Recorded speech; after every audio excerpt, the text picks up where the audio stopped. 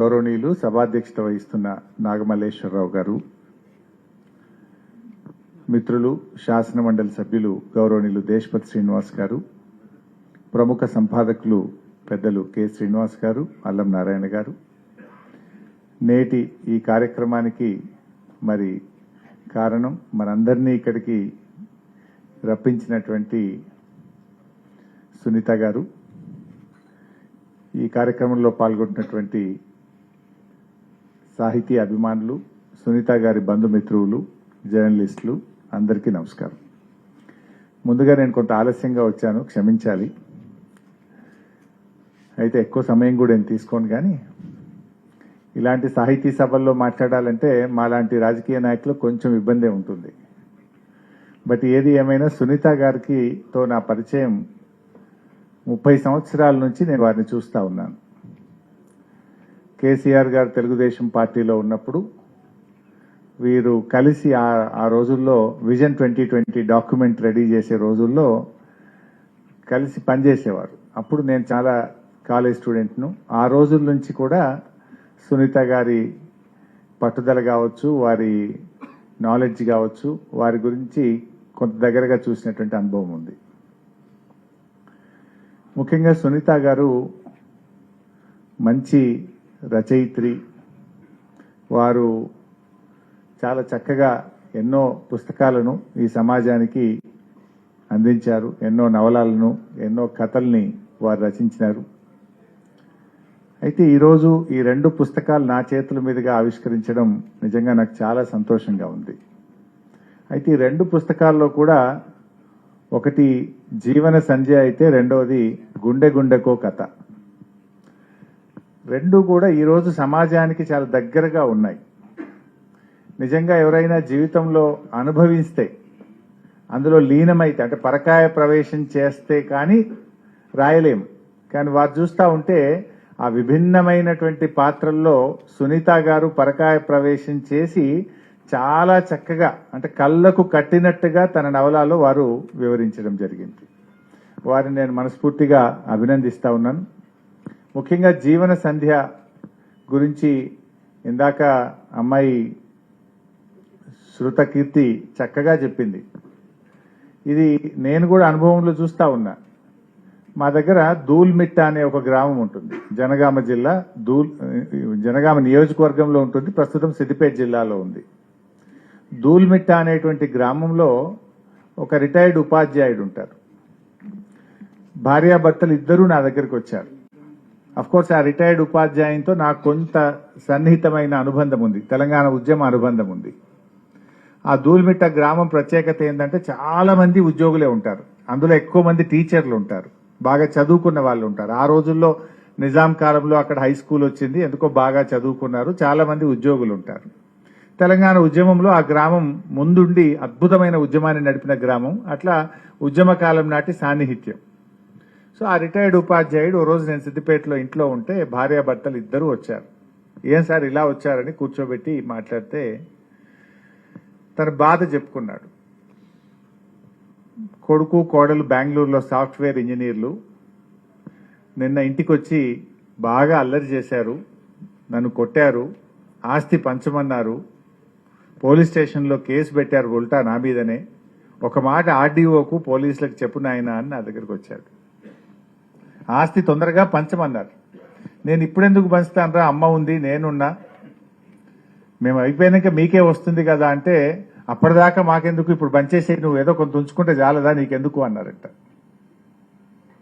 So ఆయన చాలా కష్టపడి జీవితంలో పిల్లల్ని బాగా చదివిస్తే, ఒక కొడుకు అమెరికాలో ఉంటాడు, ఇంకొక అతను బెంగళూరులో ఉంటాడు, సాఫ్ట్వేర్ ఇంజనీర్, భార్యాభర్తలు ఉద్యోగం చేస్తుంటారు. నిజంగా ఆ మాట వింటే చాలా బాధ అనిపించింది. నేను ఎందుకు మా కీర్తి చెప్పిన మాట నాకు బాగా నచ్చిందంటే, కీర్తి ఒక చక్కటి పదం చెప్పింది. ఎవరైనా సరిగ్గా చూడని పిల్లలకి పుస్తకం ఇస్తే వాడికి జ్ఞానోదయం అవుతుంది అన్నది. నిజంగానే ఈ పుస్తకాలు ఈ తరానికి చదవాల్సినటువంటి అవసరం ఉంది. అయితే ఇలా 2 విషయాలు కూడా ఉన్నాయి. కీర్తి బాగా చెప్పింది, మా దేశపతి అన్న కూడా బాగా చెప్పాడు దాని గురించే. అయితే పెద్ద వయసు వచ్చినా కొద్దీ తల్లిదండ్రులు కూడా చిన్న పిల్లల్లాగా ప్రవర్తిస్తుంటారు అంటారు. అది నిజంగా అది మనం వింటూ ఉంటాం కాదు, మనం అనుభవంలో కూడా మనం కూడా అర్థం చేసుకోవాలి. ఇప్పుడు సార్ ఈరోజు ఇంకా 4 రోజులు అయితే మనం కూడా పెద్దవాళ్ళం అవుతాం.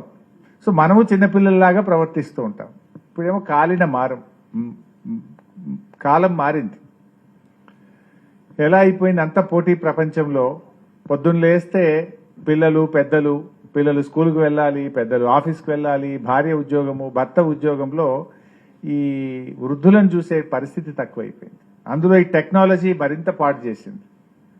మనుషులుగా ఇంట్లో ఉంటున్నాం తప్ప మనసులు కలుస్తలేవు. ఎవరి ఫోన్ వాళ్ళదే, ఎవరి మొబైల్ వాళ్ళదే, ఆ ఫోన్లు పట్టుకొని ఎవరి పనులు వాళ్ళే ఉంటున్నారు. ఈ టెక్నాలజీలో ఈ ఐఫోన్లు ఈ ఫోన్ల యుగంలో అసలు ఆ తల్లిదండ్రులకు ఆ ప్రేమ ఇవ్వగలిగే సమయం కానీ, ఆప్యాయత కానీ, వాళ్ళతో ఒక టైం స్పెండింగ్ అనేది బాగా తగ్గిపోయింది. అసలు వీళ్ళే సరిగా మాట్లాడుకునే పరిస్థితి. భార్య ఫోన్ భార్య అయిపోయింది, భర్త ఫోన్ భర్తకు అయిపోయింది, పిల్లలు ఐప్యాడ్లో ఫోన్లు పట్టుకొని వాళ్ళు అందులో బిజీ అయిపోయిన కాలం వచ్చింది. సో దీన్ని అర్థం చేసుకోవడంలో పెద్ద మనుషులు అర్థం చేసుకోవాల్సిన అవసరం ఉంది. పిల్లలు కూడా మరి నా తల్లి తండ్రి ఏం కోరుకుంటున్నారు అని ఆలోచించాల్సిన అవసరము పిల్లలకు ఉంది.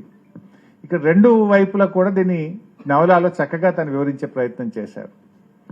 సో ఈరోజు వాస్తవంగా చెప్పాలంటే సమాజంలో ఈ మధ్య ఒక సర్వే వస్తే కూడా 53% మంది తల్లిదండ్రులు వృద్ధాప్యంలో ఒంటరితనాన్ని ఫీల్ అవుతున్నారట. పిల్లల ప్రేమ ఆప్యాయతలకు నోచుకోవడం లేదు అని ఫీల్ అవుతున్నారట.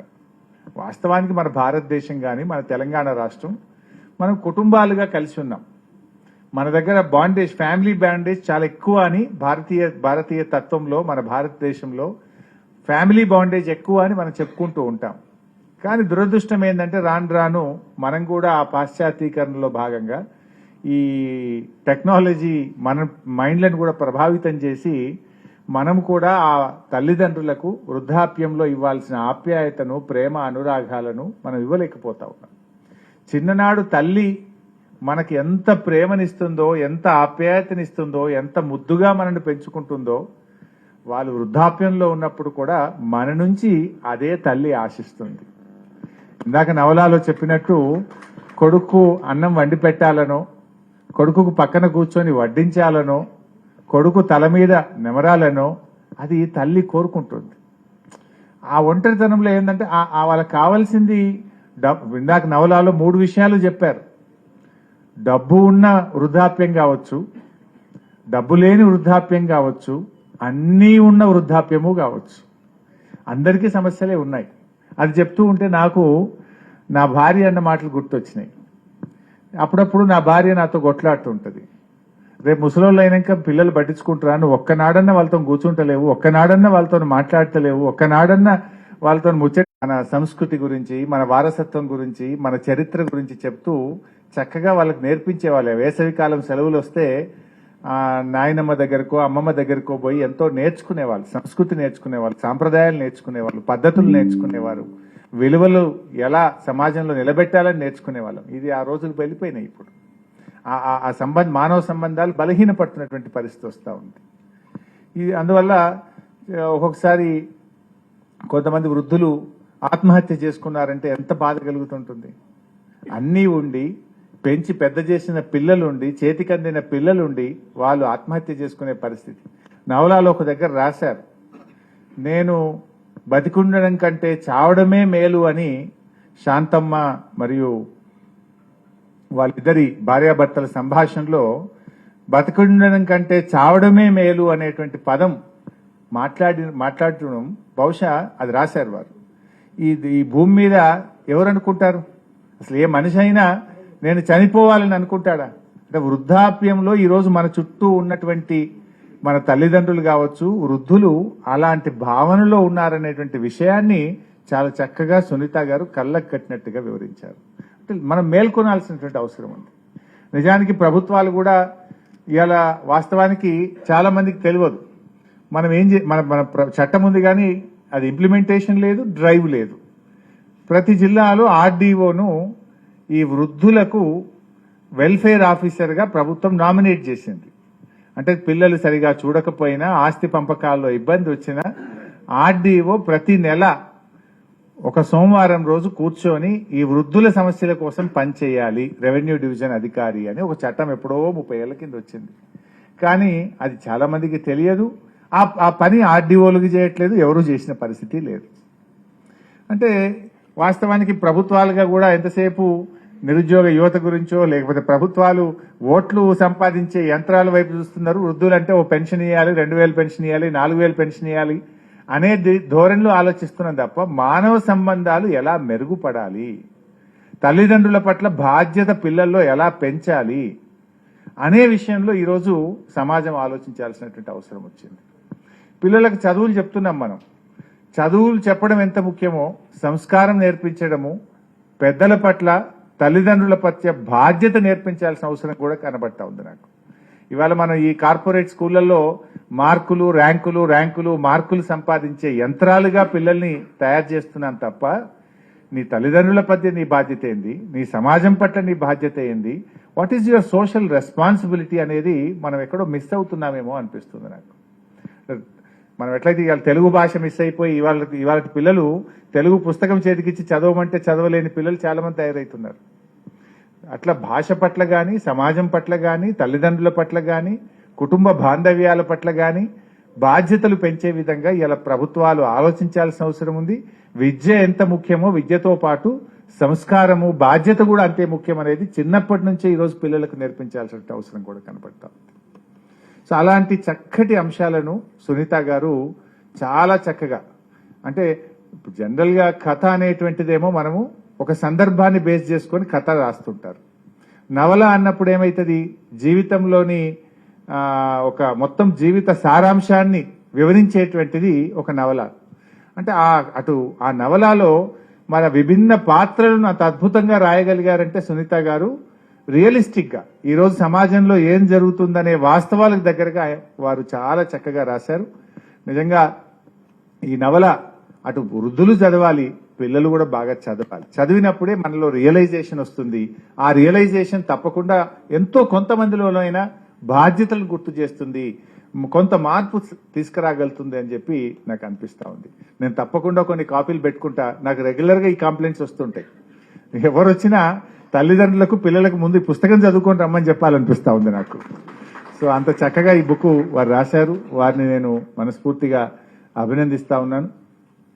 ఇకపోతే గుండెకు కోత, గుండెకో కథ, అయితే కోత గురించి చెప్పబోయి నేను కథ మిస్ అయ్యాను. గుండెకో కథ. సరే, గుండెలకు 2 రకాల కోతలు ఉంటాయి. బతికున్నప్పుడు సూటిపోటి మాటలతో గుండె కోత ఉంటుంది. లేదు, గుండెకి ఏదైనా ఇబ్బంది వస్తే డాక్టర్లు చేసే కోత ఒకటి ఉంటుంది. 2 రకాల కోతలు ఉంటాయి. ఎదుటి వాళ్ళు ఎప్పుడన్నా బాగా మనను అనరాని మాటలని, అసందర్భమైనటువంటి మాటలు అన్నప్పుడు అదొక రకమైన గుండె కోత ఉంటుంది. అది చాలా భరించలేనటువంటి కోత మనం అనుభవిస్తూ ఉంటాం జీవితంలో. అందరికీ ఏదో సందర్భంలో వస్తూ ఉంటాయి ఆ గుండె కోతలు. అది గుండె బరువు ఎక్కుతుంది అంటాం, అదొక రకమైన గుండె కోత. సరే, మనకు శారీరకంగా ఇబ్బంది వచ్చినప్పుడు ఆరోగ్యపరంగా డాక్టర్లు చేసే కోత గుండె కోత, అదొక రకమైన కోత. సో ఇందులో ఈ గుండె కోతకు సంబంధించి డాక్టర్ శరత్ చంద్ర గారి గురించి చాలా చక్కగా రాశారు.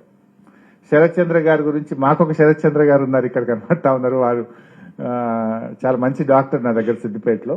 అయితే శరత్ చంద్ర గారి గురించి చాలా చక్కగా చెప్పారు ఇందులో. సరే, వారి ప్రొఫెసర్ సత్యనారాయణ గారు తన కొడుకును కార్డియోథెరాసిక్ సర్జన్ చేయాలనుకున్నారు. కొడుకు కాలేకపోతే శరత్ చంద్రలోనే ఆ కొడుకు చూసుకుంటుంటారు. అయితే అందులో నిజంగా డాక్టర్ల యొక్క గొప్పతనాన్ని చాలా చక్కగా చెప్పారు. నిజానికి కరోనా వచ్చినప్పుడు డాక్టర్ల విలువను సమాజం గుర్తించింది. వాళ్ళు తమ ప్రాణాలని లెక్క చేయకుండా డాక్టర్లు ఎట్లా ప్రజల్ని కాపాడారో మనం కరోనా సమయంలో డాక్టర్లను గుర్తించాం. అందుకే వైద్యో నారాయణ హరి అంటారు. తల్లి మనకు జన్మనిస్తే డాక్టర్ మనకు పునర్జన్మనిస్తూ ఉంటాడు, మళ్ళీ జన్మ ప్రసాదించుండు అంటాం. మనకు హోదా ఉండొచ్చు, అంతస్తులు ఉండొచ్చు, డబ్బు ఉండొచ్చు, కానీ ఆ వైద్య వృత్తి మీదికి ఏ హోదా, ఏ అంతస్తు, ఏ డబ్బు కూడా పనికిరాదు. మనకు డాక్టర్ కనబడితే, మనకు ప్రాణం పోసిన డాక్టర్, మన గుండెకు శస్త్రచికిత్స చేసి మనకు పునర్జన్మను సంపాదించిన డాక్టర్ కనబడితే లేచి 2 చేతులు జోడించి వారికి నమస్కారం చెప్తాం మనం. నీకు హోదా ఉంటే, డబ్బు ఉంటే, ఇష్టం ఉంటే నమస్తే పెడతావు, ఇష్టం లేకపోతే పెట్టవు. కానీ నీకు పునర్జన్మనిచ్చిన డాక్టర్ల పట్ల నీకుండే కన్సర్న్ ఎంత గొప్పగా ఉంటుంది. అందుకే ఆ డాక్టర్ వృత్తికి ఈ సమాజంలో అంత గౌరవం ఉంది, వైద్య వృత్తికి అంత గొప్ప రెస్పెక్ట్ అనేటువంటిది మనం సమాజంలో చూస్తూ ఉంటాం. అయితే శరత్ చంద్ర గారి గురించి కూడా చాలా చక్కగా అందులో వారు వివరించారు. డాక్టర్ గారు కూడా నాలాగా కష్టపడే వైద్యులు ఇంకా కొంతమంది ఉంటే ఎన్నో ప్రాణాలు కాపాడే వాళ్ళం కదా అనేటువంటిది కూడా ఎక్స్ప్రెషన్ ఇచ్చారు అక్కడ. నిజానికి ఆ దిశగా మేము ప్రయత్నం చేశాం. తెలంగాణ రాష్ట్రం వచ్చిన తర్వాత వైద్యుల సంఖ్య పెంచడానికి బీఆర్ఎస్ ప్రభుత్వం ఎంతగానో ప్రయత్నం చేసింది. ఈరోజు ఇండియాలో మనకు 1,00,000 జనాభాకు ఉండే డాక్టర్లలో అత్యధిక డాక్టర్లను అందిస్తున్న రాష్ట్రం ఈరోజు తెలంగాణ రాష్ట్రం. అంటే మొదట్లో మన దగ్గర ప్రతి సంవత్సరం రాష్ట్రం ఏర్పడ్డ తొలినాళ్లలో 2,850 డాక్టర్లు బయటకు వచ్చేవాళ్ళు. 2,850 ఎంబీబీఎస్ సీట్స్ ఉండేది.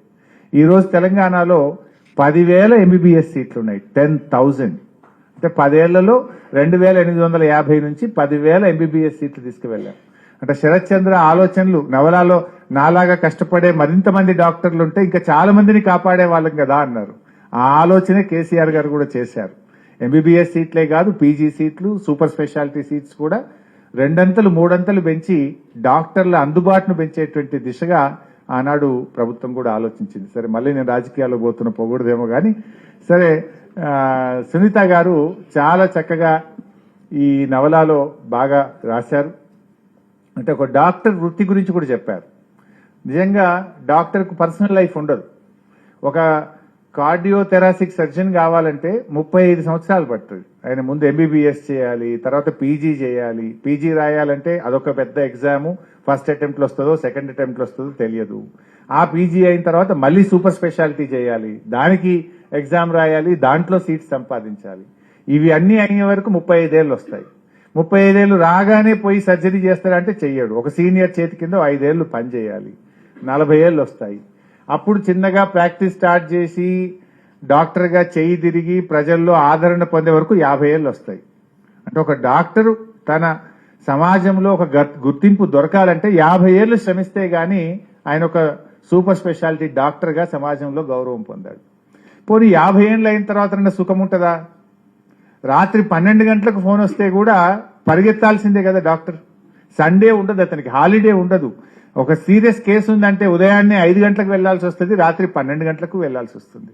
అంటే డాక్టర్లు నిజంగా పర్సనల్ లైఫ్ ను ఎంత కోల్పోతారో కూడా అందులో సునీత గారు రాశారు. శరత్ గారు గురించి ఇంకొక దగ్గర కూడా ఎక్కడో రాశారు. అందులో ఏమన్నారంటే, నేను పాపం వారు నవలను చెప్పినటువంటి వారి మాటలు నేను వినలేకపోయాను. జీవన సంధ్య విన్నాను కానీ, బట్ అదర్వైజ్ గుండె గుండె కథ అనేటువంటిది వారు ఎవరైతే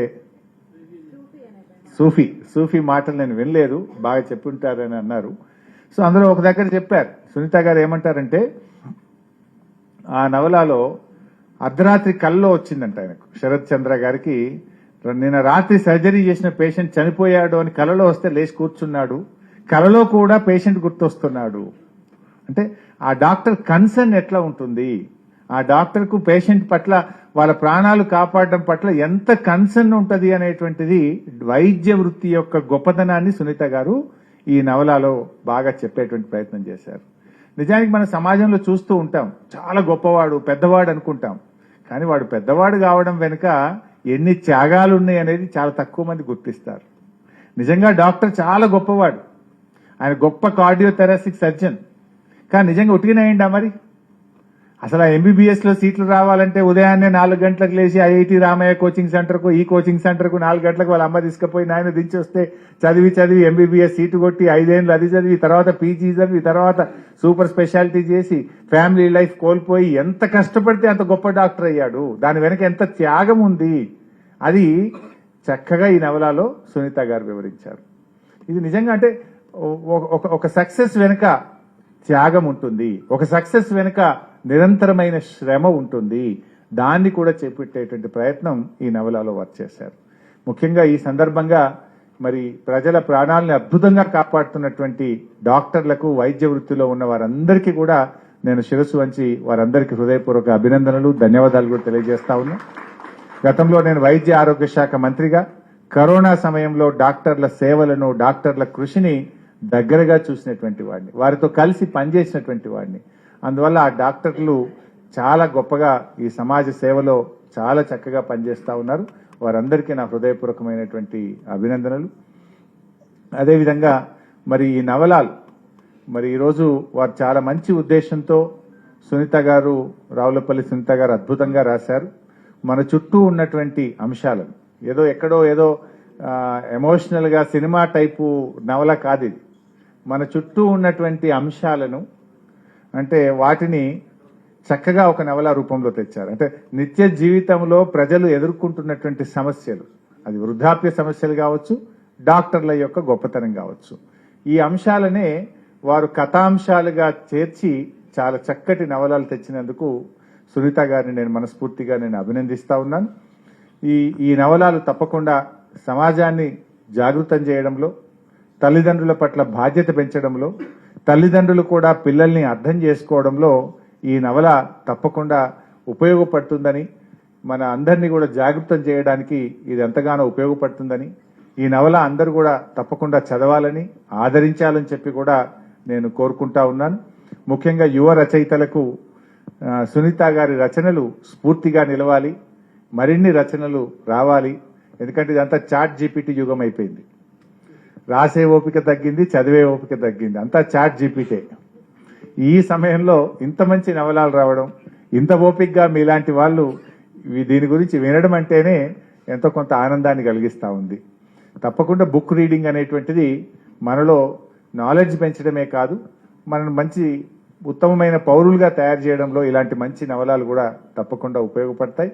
సునీత గారు మరిన్ని రచనలు చేయాలని, వారు ఇంకా ఎదగాలని, వారికి భగవంతుడు మంచి ఆరోగ్యాన్ని ఇవ్వాలని మా సోదరిమణి సునీత గారిని ఇంకా వాళ్ళు చక్కగా మరిన్ని రచనలు చేయాలని చెప్పి కోరుకుంటూ నన్ను ఈ కార్యక్రమానికి వారు ఆహ్వానించారు. నిజానికి నేను రచయితను కాదు, సాహితీవేత్తను కాదు, నాకు కొంత పుస్తకాలు చదవాలనే ఉన్నప్పటికీ కూడా నేనున్న రాజకీయ పరిస్థితుల దృష్ట్యా 25 ఏళ్లుగా చదివే అవకాశం తగ్గిపోయింది, మాకు బాగా తగ్గిపోయింది. ఎప్పుడైనా చదువుకున్నా ఎప్పటికప్పుడు మా సబ్జెక్ట్ చదువుకోవడము, అసెంబ్లీలో ఏదైనా మాట్లాడాలంటే ఉదయాన్నే రాత్రి 12 గంటల వరకు 2 గంటల వరకు దాని ప్రిపరేషన్ చదువుకుంటున్నాను తప్ప ఇలాంటి మంచి పుస్తకాలు చదవడం మాకు అవకాశం తగ్గిపోయింది.